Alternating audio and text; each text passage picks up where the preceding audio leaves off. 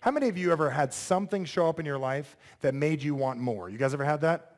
Whether it was a tragedy, excitement, or a business or something said, man, I want to be good at this. And I was first introduced to the concept. Now, just because you have a mentor, does that mean you're going to have a good one? So I got sold on a concept called fake it until you what? What a stupid idea that is.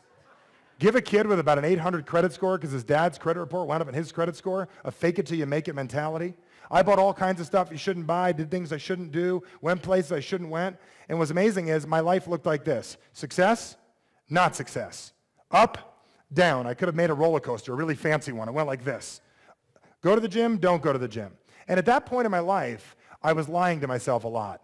Now, how many of you ever lied to yourself and said, like, it's okay, but it's not? We do it.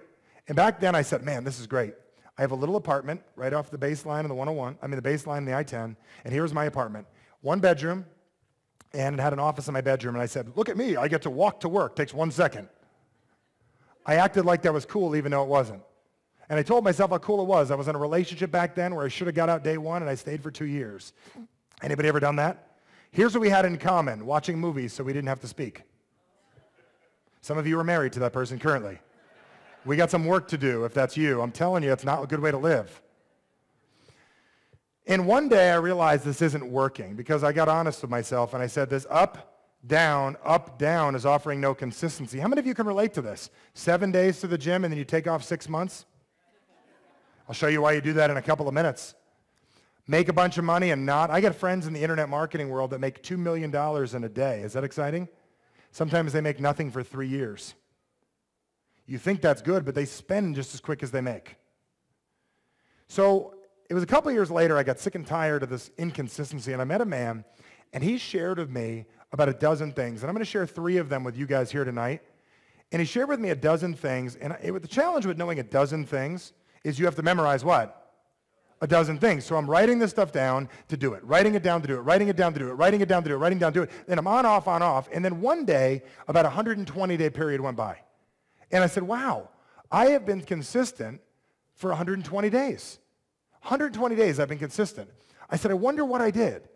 And I wrote down 3 things that day that I realized that I did that masterfully changed my life. Back then I called it the 3 things that work. Now I call it a little more creative for a marketing purpose. I call it the new technology of success. It sounds a lot cooler, doesn't it? And the 3 things I wrote down that day were very simple. The first thing I wrote down is this. In order to get what it is you want in your life, and some of you haven't even done this yet in this room, you need to decide, what's the D word? Decide that where you are in your life is not ultimately where you desire to be. How many of you understand what I mean by that? I didn't say you need to make a decision. You need to decide that where you are is not where you want to be, because if where you are is where you want to be, you're always going to what? Be here. You're going to have to realize that the plan you're running isn't as cute as you think it is if you want more than you're doing. Well, you know, Mike, if I just keep on working harder, one day I'll get there. How long have you been saying that to yourself? You want the stupidest plan in the world? Keep on going, and one day you'll get there. It's about as dumb as it gets. I bought that plan too. So the first step of getting what you want in your life is you need to decide that where you are is not where you want to what? Be. Once you figure that out, you need to then secondarily figure out what actions you need to take to get you where you want to go. Now, that's the easy part. You already know what that is. Most importantly is you need to figure out how do you get yourself to take those actions consistently. What's the C word? Consistently.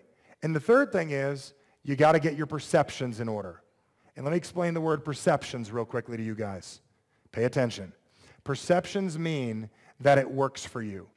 So I'll give you guys an example. How many of you have ever wanted to do something? Anyone wanted to do something? What's something you've wanted to do that you haven't been able to get yourself to do? Become the international champion of public speaking. Very good. So he's wanted to become the international champion of public speaking. Like the national championship wasn't enough. I got to get the what? The international championship. So we set a goal for ourselves of the things we want.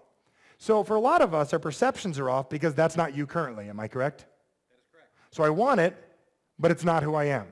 For instance, how many of you ever done this? You walk up to the mirror and you realize you gained 5 pounds. How many of you have done this? What do we typically do when we gain 5 pounds? Either open up our button or we suck in our gut, which really doesn't mean you lose any weight. It's the perception of losing weight. Or ladies, we go pick a different size. One day in your life, you did this, and your brain triggered one of two things. It either said, get your butt to the gym, or it said what? Time to get a bigger size. And in that moment, your perception creates your reality. Some of us look at our bank statements and it's not where we want it to be. So you either get depressed, you get bothered, you get excited, whatever it is. But when I look at my bank statement, it's not where I want it to be. It reminds me it's time to go to the gym. My chiropractor explained to me a little technique that I taught my daughter. When she falls, instead of crying, I taught her how to laugh. Isn't that smart? So when she falls, instead of crying, she what? Isn't that smart? Because if she laughs, she gets back what?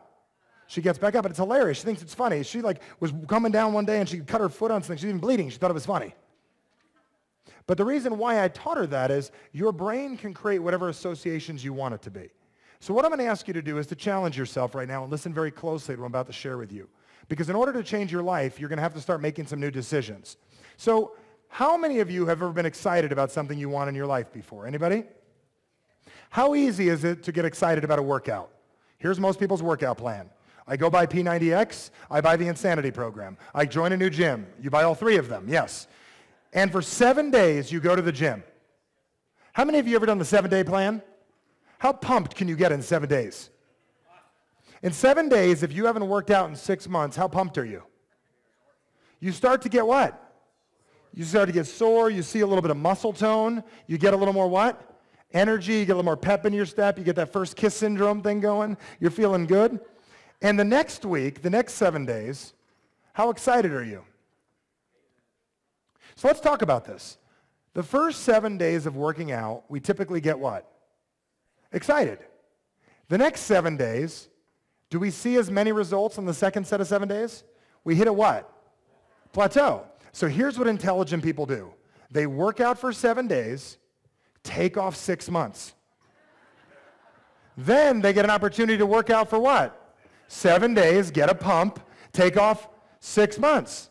See, what a game I used to play when I was broke was find a way to make enough money to survive, then get stressed out enough to find a way to come up with the money. Instead of finding a way to be consistent, I found a way to use stress to drive me. How many of you realize we got to grow up? We got to stop playing that game. We got to stop doing it that way. And this is what a lot of us do. We wait for things to get bad enough so we have a reason to what? Get started. Most of you don't get started until you have to. You don't do it because you want to. You do it because you have to, because this is how you designed your life.